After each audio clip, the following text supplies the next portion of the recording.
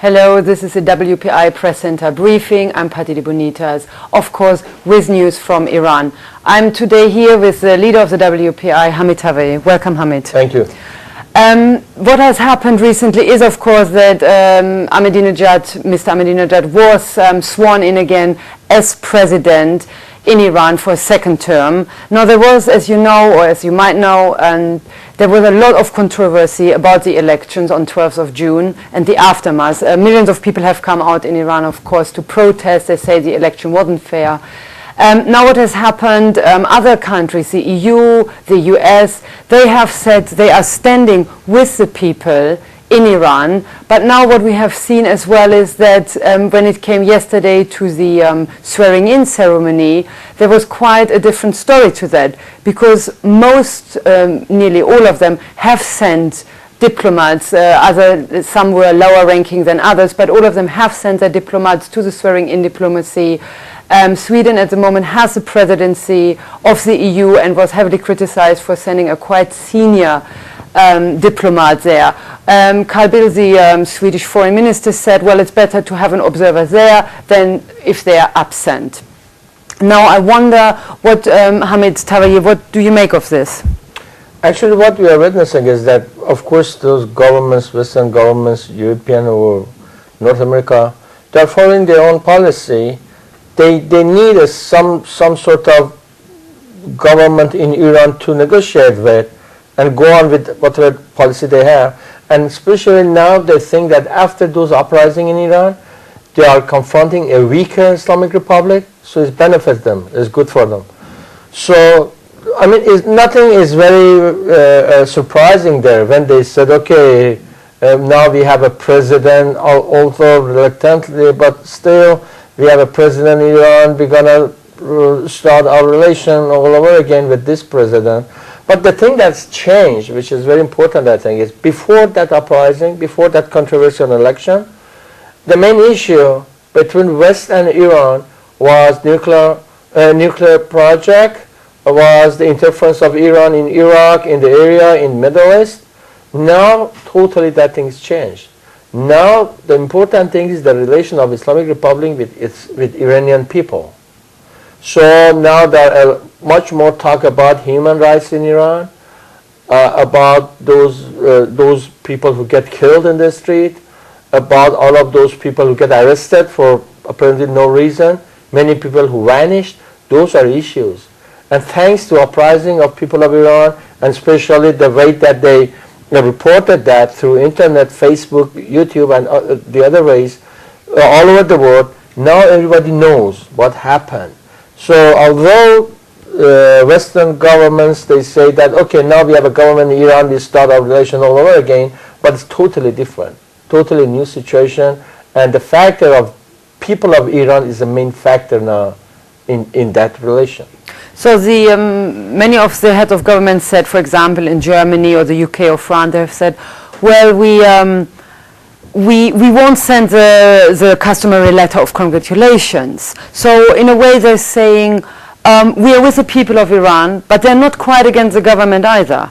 I mean, in a way, in the diplomatic norm or standards, it's a new thing. Then when a government says, okay, I recognize that president, but I'm not congratulating him. I'm not sending any letter telling, okay, that sort of things. That in diplomacy, they have meanings.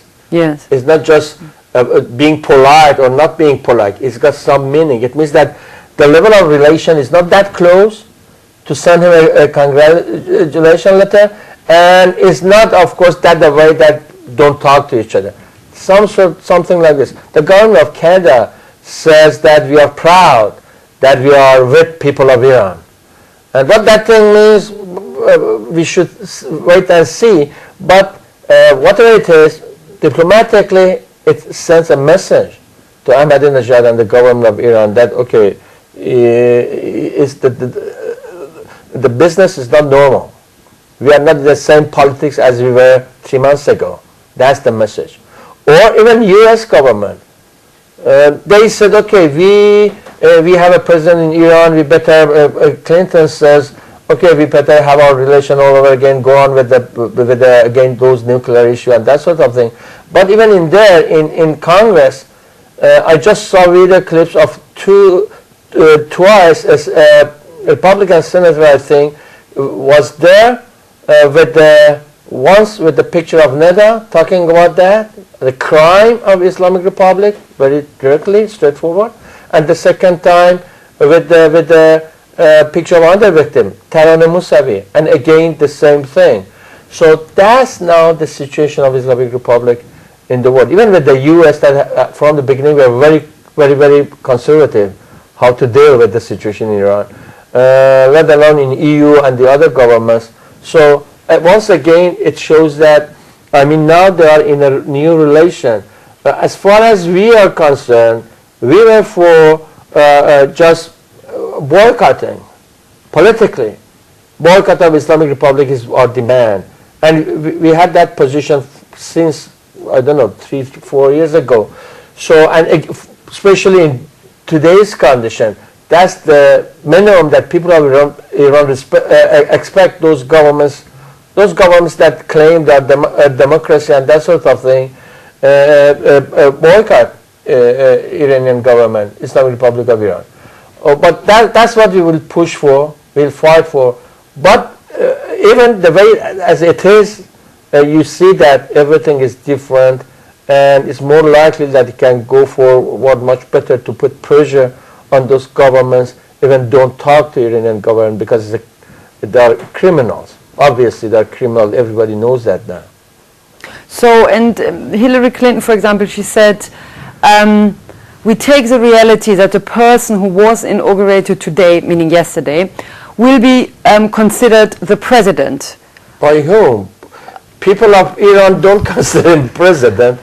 I mean, the streets shows that. Even on the very day that they had that ceremony in the parliament, I don't know, more than 50,000 of people were in the square in front of the parliament, with all sorts of slogans against Ahmadinejad, against the dictator again, and again they had so many conflict between the guards, special guards, and bassages, and those guys with the people. And every night we have that situation.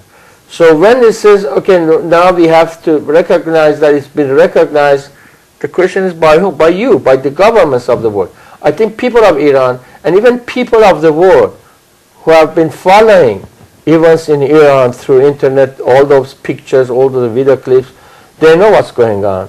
They know that Ahmadinejad is not accepted by anyone in Iran, probably by just, not the whole government even. 50% of government of the state doesn't recognize him. Meaning in the parliament, Ahmadinejad, Rafsanjani, many of those guys in the other ranks of the hierarchy of the government, even they were not present in those ceremonies. They said before and repeated once again that we don't recognize that government. So they could as well go and support the other part of the government. Okay. They don't, as I said, because they have their own policies. It's not the thing that they are following the human rights in Iran, of course. Yeah. They are following their own goals, their own interests. And that's why they said, okay, now that everything is over, we go and somehow deal with Ahmadinejad.